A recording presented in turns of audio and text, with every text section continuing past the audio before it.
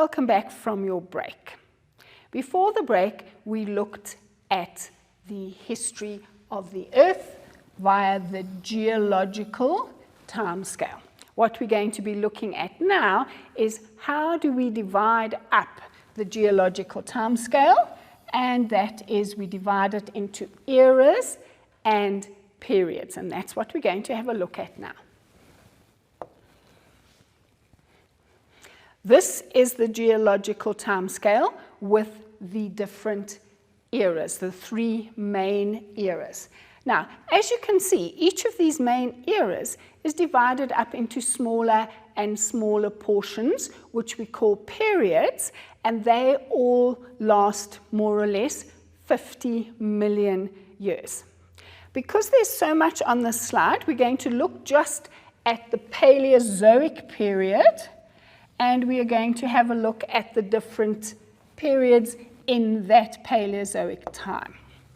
So here we have just the information from the Paleozoic era, and we can see it's divided up into 6 periods.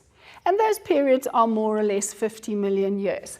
But the interesting thing is the pictures next to each period show some of the common animals which existed at that particular time on Earth.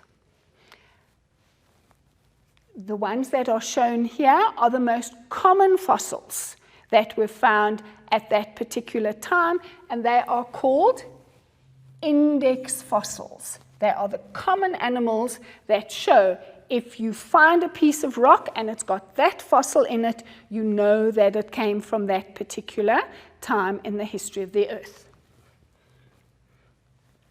What this also gives us is it shows when these particular periods existed. And you have to be able to look at a scale like this and say, okay, if this is the Devonian period, you will need to read off, this is how long the Devonian period actually existed. So you have to be able to interpret something like this. And here we're looking at the next one, which is the Mesozoic era, and it is divided into 3 periods.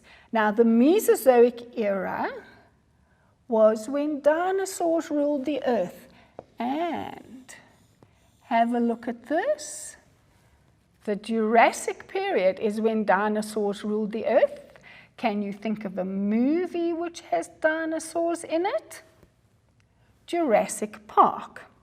And again, all the dinosaurs in Jurassic Park are actually based on what scientists have worked out that dinosaurs actually looked like when they existed on Earth. The only thing, remember, we don't know what color they were.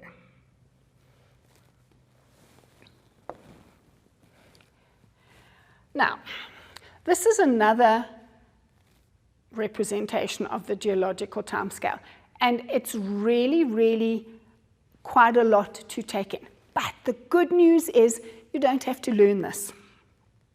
But what you have to be able to do is you have to be able to extract information given to you in a geological timescale. So you have to be able to use something like this to find information. For example, over what time period did the Devonian period extend? So you would go here and you would find the Devonian period and you would see how long did it last, 60 million years. And if we look at what this is, that will be which index fossils or which animals were common at that particular time.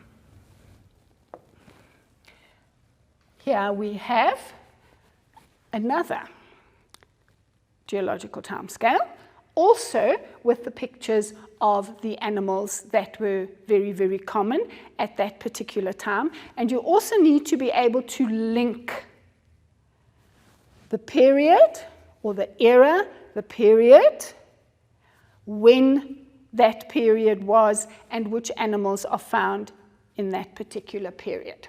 So you need to be able to link all these different parts together. For example, this again is the Paleozoic era, which we have enlarged.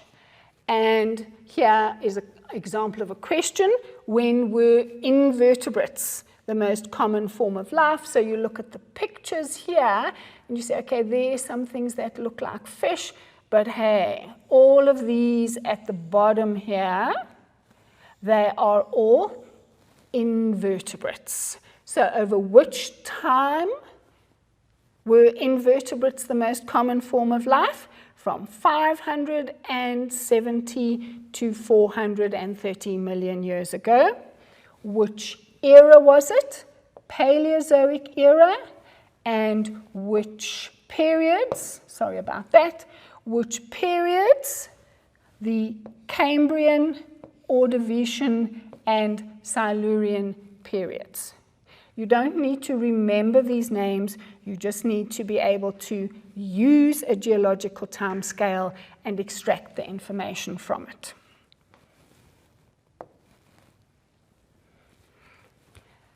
Then, from fossils, paleontologists have discovered the most amazing animals that existed on Earth.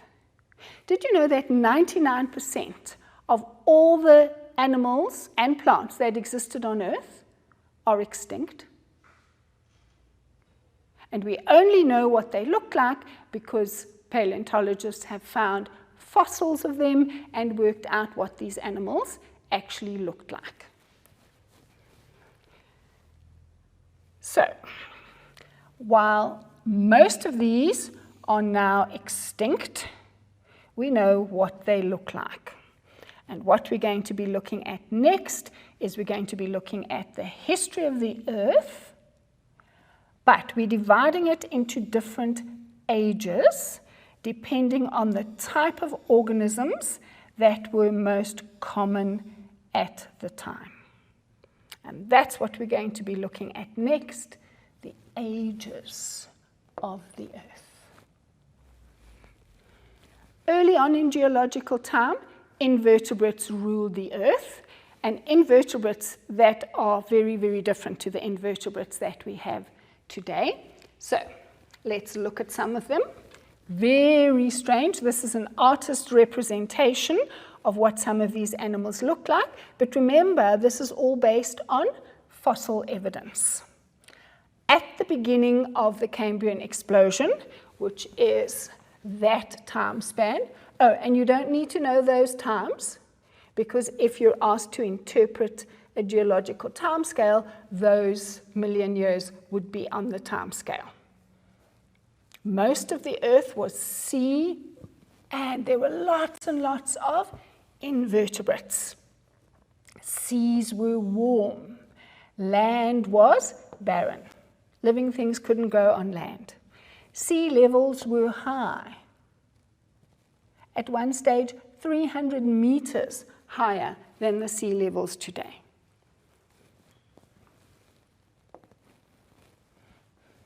Some common invertebrates, monster shrimps, 1 meter in size. They were fierce predators. This picture is a model made from fossil evidence. Another animal common at the time was something called a trilobite, and this was an arthropod, and this is an actual fossil